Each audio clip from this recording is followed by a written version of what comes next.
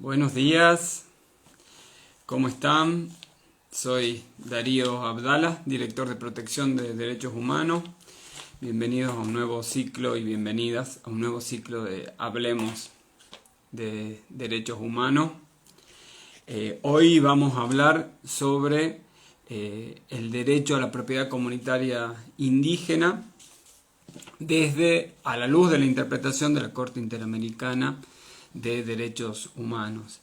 Antes que nada quiero decirles que este ciclo se inserta dentro del marco de la estrategia de comunicación de la Secretaría de Estado de Derechos Humanos a cargo de la doctora Erika Brunotto, que en su plataforma podrán encontrar distintos medios de comunicación, información en la página de interés, en los cuales está el fallo del que vamos a hablar hoy, como hay otra información sobre derechos humanos importante. También hay vivos sobre otras temáticas, hay conversatorios. También recordarles que pueden consultar, vincularse con nosotros, hacer presentaciones, tanto denuncias como pedidos de informes sobre expedientes en trámite por los distintos medios digitales. Sobre todo pueden entrar a la página www.secretariadedhhtucumán.org o mandarnos un correo electrónico a ddeproteccion@gmail.com. Como les decía, hoy vamos a hablar sobre la propiedad comunitaria indígena. Voy a ver si está. Bueno, primero nos presentamos de vuelta, así largamos. Como les decía, soy Darío Abdala, director de Protección de Derechos Humanos, la dirección a mi cargo lleva adelante estos ciclos de vivos que se llaman Hablemos de Derechos Humanos, y hoy vamos a hablar sobre el derecho a la propiedad comunitaria indígena a la luz de la interpretación de la Corte Interamericana de Derechos Humanos.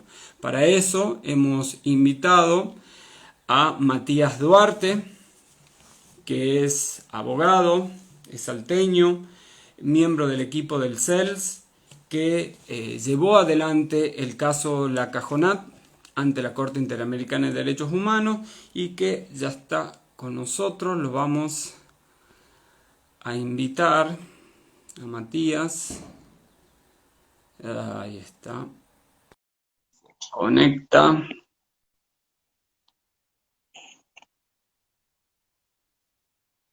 Ahí estamos, ahí está. Hola Matías. Ya estás, querido, ¿cómo estás, Darío? Bien, ¿y vos cómo estás? Un gusto tenerte acá. El gusto es mío también de compartir Bueno, esto. como les decía, Matías es abogado, es salteño, ha estado desde hace mucho tiempo vinculado a todo lo que fue el litigio por la propiedad de comunidades indígenas del Chaco salteño, puntualmente la Cajonat. Antes quiero decirle que con Matías nos conocemos hace mucho tiempo, hemos militado juntos en la facultad. Hemos creado una ONG, somos fundadores de la misma ONG, hemos estado coincidiendo en esa estrategia de capacitándonos en Buenos Aires, así que hemos pasado bastante tiempo ahí donde compartíamos dos pasiones, una el ajedrez, ¿te acordás? Que jugábamos mucho, y otra el derecho de los pueblos indígenas, que quiero decir que, bueno, siempre fue un tema que nos vinculó mucho con Matías, y ya yo era un novato en el tema, pero ya Matías sabía mucho, me enseñó un montón desde ahí, así que le debo eso y es un gusto para mí enorme estar hoy hablando de este caso tan emblemático, pero antes tengo que reconocer que en esto de enseñar me prestó muchos libros y mucha información. Uno es este libro, que tengo que decirlo, nunca te lo devolví, La Eso, rebelión de las cañadas.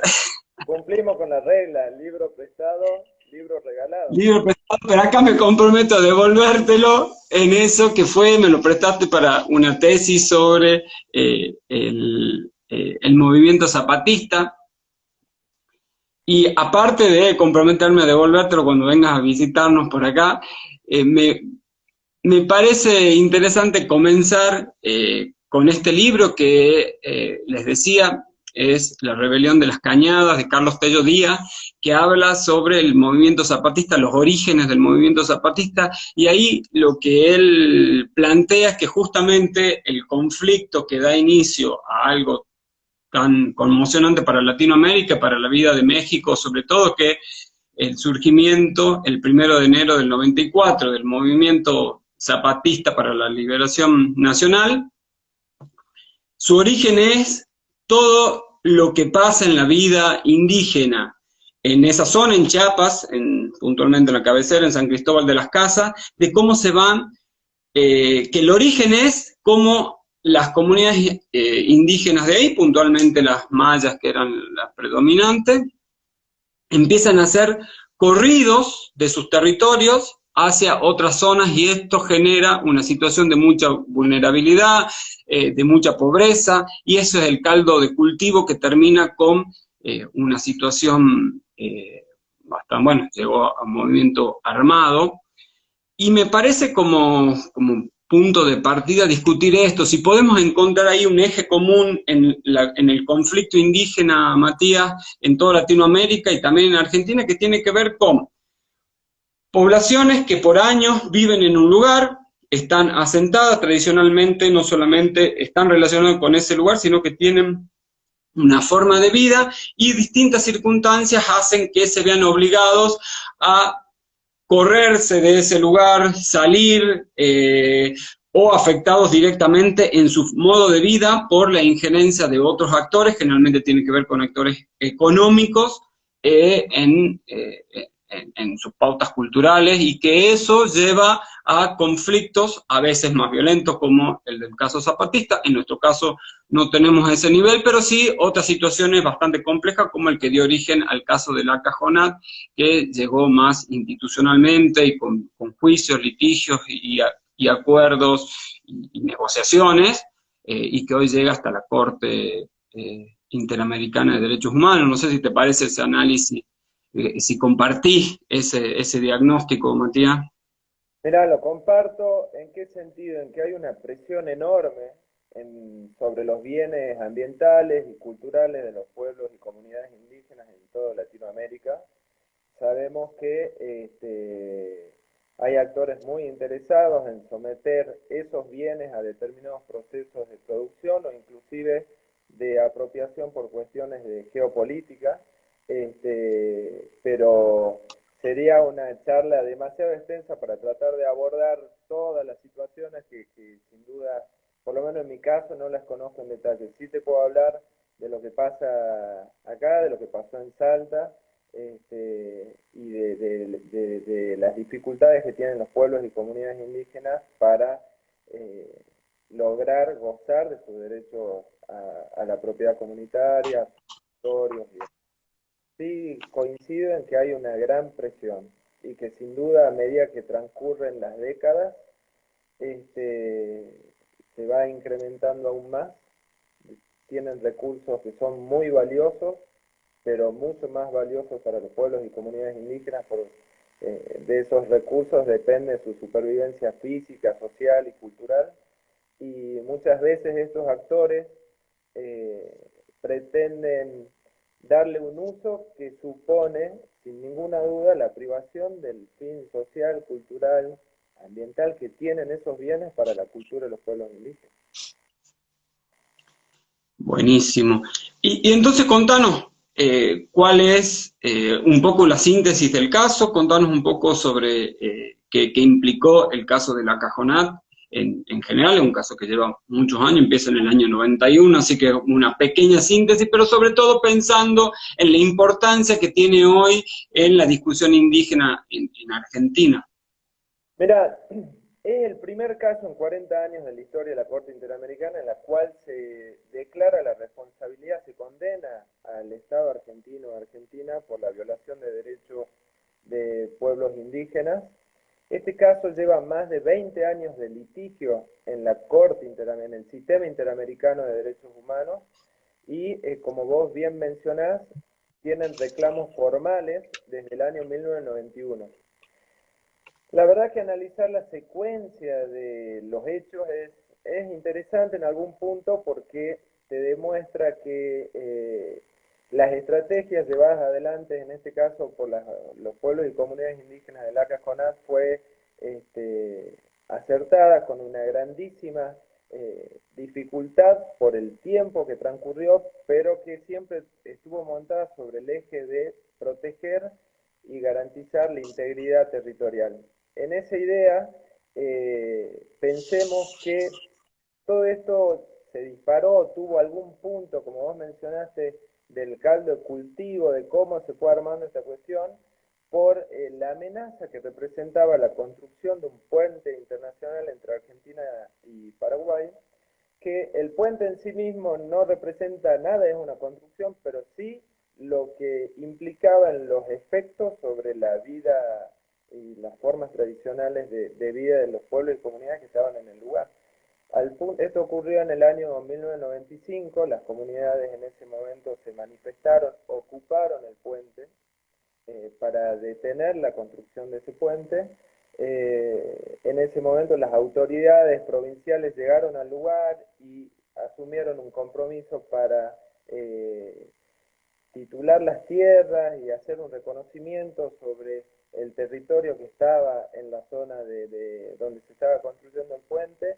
Finalmente eso no ocurrió, en 1996 se construyó el puente y a pesar de los compromisos del reconocimiento de los derechos territoriales, un par de años después el gobierno provincial dispuso mediante decretos adjudicar parte del territorio tradicional a comunidades indígenas y familias criollas que estaban en el lugar. Sabemos que el territorio figuraba en la Dirección General de Inmuebles de la provincia como tierras fiscales y por lo tanto la provincia asumía su rol de propietario, entre comillas, y decidía a quién dárselas y quién no. Ese acto administrativo mediante el cual se adjudicó unilateralmente a comunidades indígenas y familias criollas y que suponía un fraccionamiento del territorio tradicional también fue impugnado por la CAFONAT. Esa fue la instancia impugnativa que se inició en la provincia de Salta, llegó hasta la Corte de Nación, la Corte de Nación rechazó el recurso extraordinario y de allí se fue al sistema interamericano. Esta secuencia de los hechos te permite dar cuenta de cómo vale mantener viva una instancia impugnativa, a pesar de que todas las opiniones y todas las posiciones políticas o institucionales te manifiesten que no vas a tener éxito en lo que estás buscando. Sabemos, vos lo mencionaste hace rato, pero el final de todo este proceso, este conflicto y el mantenimiento de la vía impugnativa por parte de los pueblos y comunidades indígenas fue el reconocimiento de la Corte Interamericana en febrero de este año del derecho de ella a un territorio tradicional con una superficie de 400.000 hectáreas. Si nosotros revisamos los antecedentes de los distintos ofrecimientos institucionales que se pretendían realizarle a los pueblos y comunidades indígenas, no se llega ni por casualidad ni al 10% de esa superficie. Y además tenía la gran dificultad de que la pretensión institucional era adjudicar por parcelas a comunidades indígenas que suponía una fragmentación del territorio. Durante todo el proceso llevado adelante por la CAFONAT, lo que se buscó y lo que ellos buscaron fue que existe el reconocimiento del territorio tradicional, para todas las comunidades indígenas que tradicionalmente habitan, poseen y son propietarias de ese territorio, pero que tenga dos características principalísimas. Una, que haya una integridad de ese territorio, y otra, que haya un título único. Hoy, ese derecho y esa pretensión que tuvieron los pueblos y comunidades indígenas nucleados por la CAFONAT tuvo un reconocimiento explícito por el máximo tribunal del sistema interamericano, por la Corte Interamericana, y el Estado está obligado a reconocer ese territorio, a garantizar de que tenga una integridad, una unidad, y que figuren como titulares de ese territorio todas las comunidades indígenas que habitan allí. Entonces, nada, la secuencia de los hechos y el tiempo que llevan este tipo de reclamos te permite concluir con una primera definición de que siempre vas a encontrar dificultades y resistencias. Difícilmente el resultado que obtuvo la CAFONAT hubiera sido obtenido en la provincia o en el país inclusive.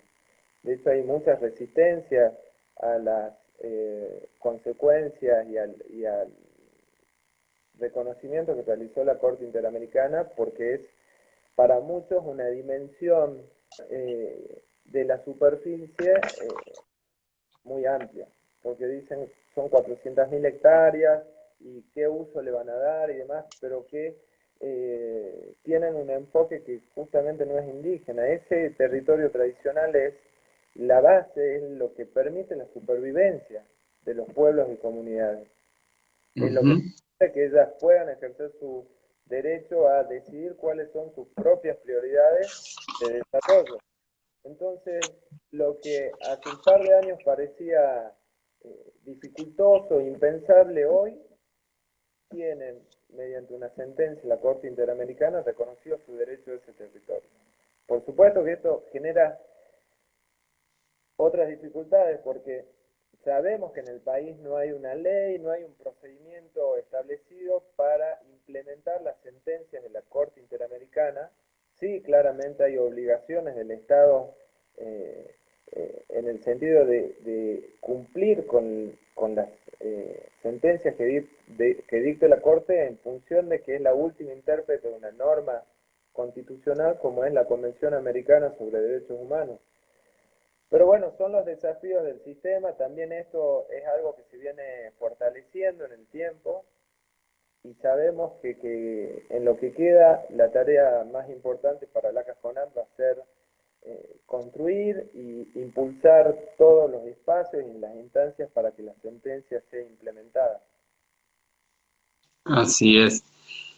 Me diste pie para entrar un poco a la concepción de la propiedad. Recordemos que la Corte hace una interpretación del artículo 21 que habla del derecho a la propiedad privada, que ya lo viene haciendo, pero en Argentina creo que en este caso particular queda como muy claro que la concepción que tienen las comunidades indígenas sobre la propiedad, que es una propiedad comunitaria, distinta a la propiedad individual, tiene otras lógicas en términos de su marco cultural, sobre todo porque estas comunidades son cazadoras, recolectoras y se dedican a la pesca, básicamente. ¿Es así, Matías? Así es, así es. Esto hace que necesariamente tengan que moverse por el territorio, por lo cual era tan irrisorio que se los quiera parcelar, porque ni siquiera se le podía adjudicar a una persona, porque por ese territorio casi todas las comunidades circulaban en distintos momentos e iban haciendo. Eso fue como el planteo central que hace la Cajonat y ustedes para pedir que se garantice íntegramente el derecho a la propiedad comunitaria y que necesariamente tiene que ser un título único sobre una superficie extensa y no debería haber quienes interfieran. Básicamente podríamos, hice bien el resumen. Sí, sí, está bien. A ver, en lo que hace a las referencias sobre el derecho de propiedad comunitaria en la sentencia de la Corte, hace todo un desarrollo sobre el derecho que hace tiempo viene estando presente en la sentencia de la Corte Interamericana, pero en este caso en particular también señala una cuestión que es muy importante y que habla de la certeza geográfica que debe tener el reconocimiento del derecho de propiedad comunitaria. Es decir, no basta con un reconocimiento formal sobre los derechos de los pueblos y comunidades indígenas, sino que tiene que tener una certeza geográfica. ¿Qué podemos, digamos, deducir de esa referencia? De que básicamente tienen que agotarse el procedimiento de demarcación, delimitación y titulación de los territorios tradicionales para que el derecho que se encuentra reconocido por la Convención Americana sea efectivamente y plenamente gozado por ella. Viene bien la mención que vos hablás sobre la fragmentación del territorio tradicional, porque este caso tiene una complejidad importantísima, porque el tradicional en el territorio tradicional se encuentran centenares de familias criollas que tienen una actividad productiva que es incompatible y que es excluyente con la forma tradicional de vida de los pueblos y comunidades de allí. Al punto de que, digamos, en este momento hay más de entre 50 y 60.000 cabezas de ganado que recorren a campo abierto el territorio tradicional consumiendo los alimentos que utilizan los pueblos y comunidades indígenas para su dieta tradicional y su forma tradicional de alimentación. Entonces, uno de los desafíos que representa este caso es que el reconocimiento de los derechos territoriales de las comunidades y pueblos nucleados por la CONADI y de todos los que habitan tradicionalmente en el territorio supone el traslado de las familias criollas que se encuentran allí. Este caso representa un reconocimiento de 400.000 hectáreas para la CONADI y queda un remanente territorial de 230.000 hectáreas en las cuales se van a trasladar numerosas familias criollas. Para ello el Estado va a tener que hacer un enorme esfuerzo en materia de infraestructura y de logística para poder liberar el territorio tradicional del cual depende la forma tradicional de vida indígena. Esto no solo se trata de logística, sino que además es toda una decisión política, porque en el transcurso de los años se fueron realizando fragmentaciones por vía de hecho del territorio tradicional mediante la instalación de alambrados ilegales que impiden la circulación a la que vos mencionabas de las comunidades y los pueblos indígenas. Hasta el día de hoy siguen aún construyéndose alambrados ilegales a pesar de que la CONADI realiza denuncias y reclamos constantes, pero lo cierto es que en algún momento esta actividad, si el Estado cumple con las obligaciones nacidas por la sentencia de la Corte Interamericana, va a tener que cesar, porque esos alambrados son parte de una obligación específica establecida por la Corte, mediante la cual deben ser removidos y levantados.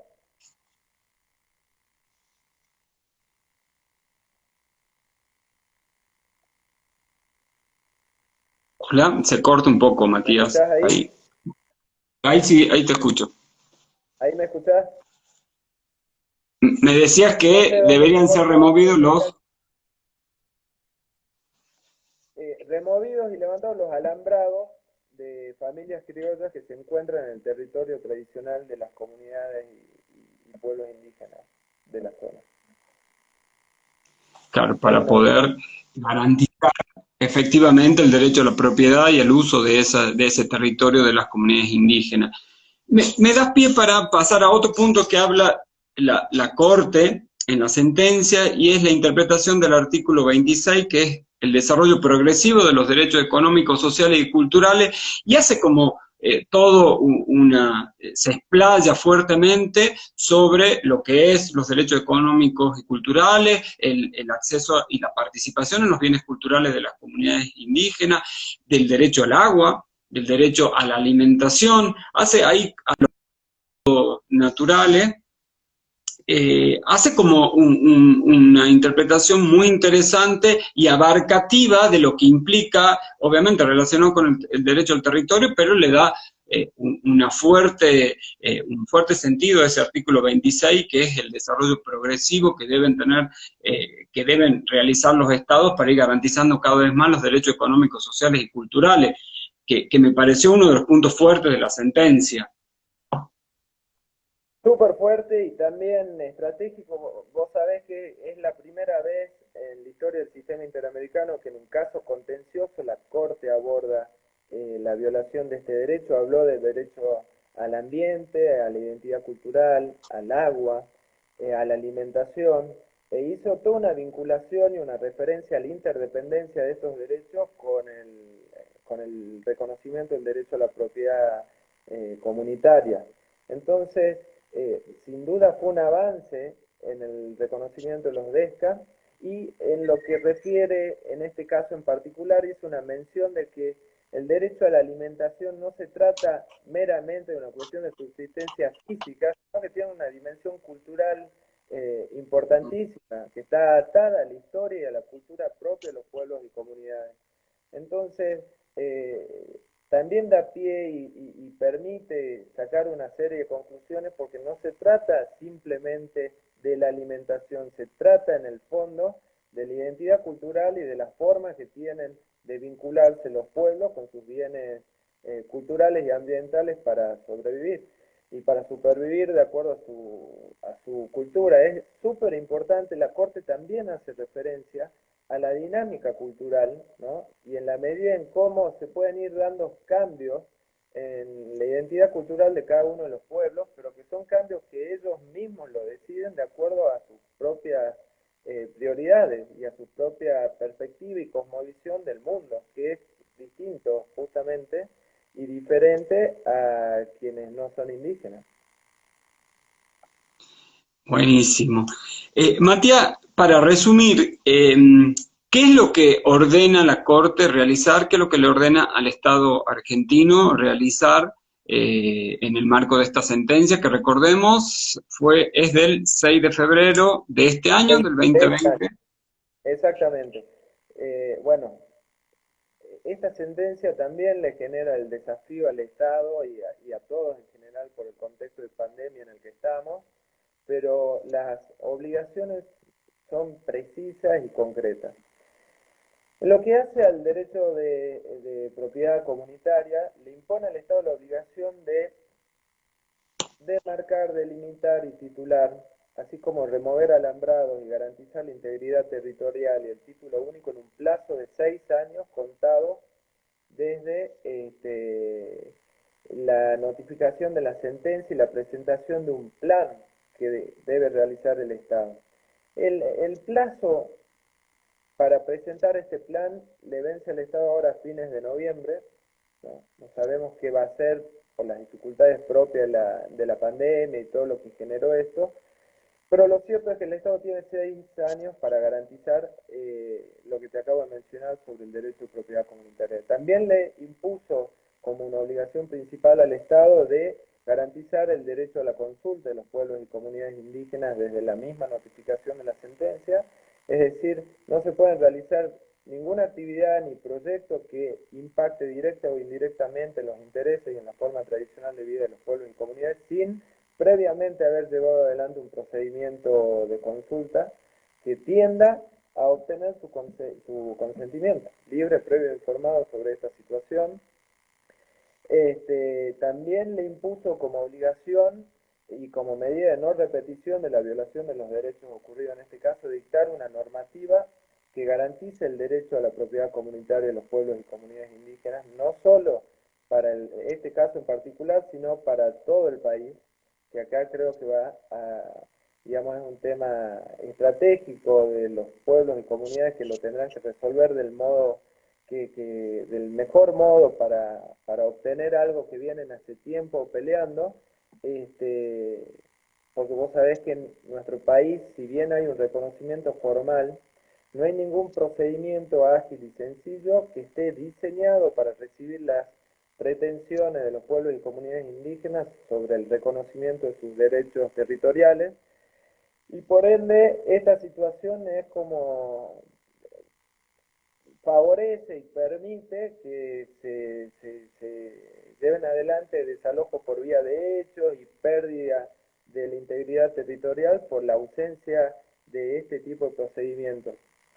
Y bueno, también tiene el Estado como obligación principal proteger, digamos, los bienes ambientales que se encuentran en el territorio.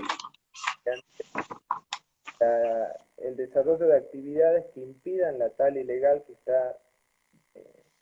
está siendo muy intensa sobre el territorio tradicional indígena y, bueno, básicamente sobre esos ejes se construyen las obligaciones del Estado para implementar la sentencia. Es súper central, es algo que también fue de público conocimiento, la crisis sociosanitaria que hay en el lugar.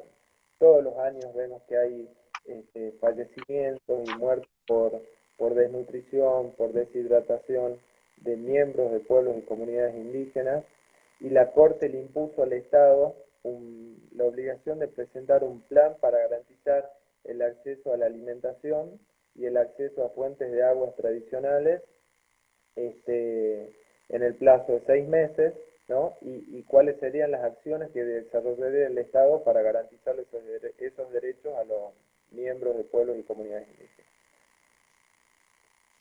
Buenísimo. Bueno, Matías, excelente el resumen, muy claro en lo que dijo la Corte, la importancia del fallo y los desafíos que hay de aquí en más. Te agradecemos enormemente por este espacio. Esperemos que nos volvamos a encontrar pronto y te prometo devolver el libro que tengo ahí de hace rato. No, el agradecido soy yo. Disfruté esta charla, la verdad que tenemos una relación de tantísimos años. Tengo un ajedrez acá atrás para terminar algo que quedó pendiente. Bueno, Nos veremos. ya nos veremos pronto.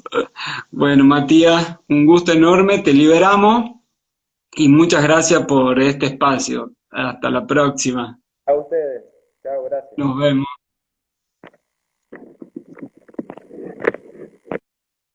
Bueno, estuvimos hablando sobre el derecho a la propiedad comunitaria indígena a la luz de la interpretación de la Corte Interamericana de Derechos Humanos con Matías Duarte, que es abogado, es de Salta, es uno de los miembros del equipo del CELS que llevó adelante el litigio ante la Corte Interamericana del caso de la Cajonat, que significa Nuestra Tierra, un grupo de 132 comunidades indígenas de la provincia de Salta, y esperemos que les haya servido. Les recordamos que tanto el fallo completo como un resumen y un análisis que hacemos va a estar colgado en nuestra página para que puedan acceder, así como otra información importante sobre derechos humanos la van a encontrar ahí en nuestra página www.secretariadedhhtucumán.org. Los invitamos a participar como al resto de las actividades de difusión que hace la Secretaría de Estado de Derechos Humanos de la provincia de Tucumán. Bueno, le agradecemos por estar acá. Antes quiero agradecer también al equipo de la Dirección de Protección que hace posible estos vivos, sobre todo a Karina Muñoz, que hace toda la producción de estos vivos, que sin ellos no podríamos hacer nada. Así que agradecerles por la presencia y los esperamos en la próxima. Hasta luego.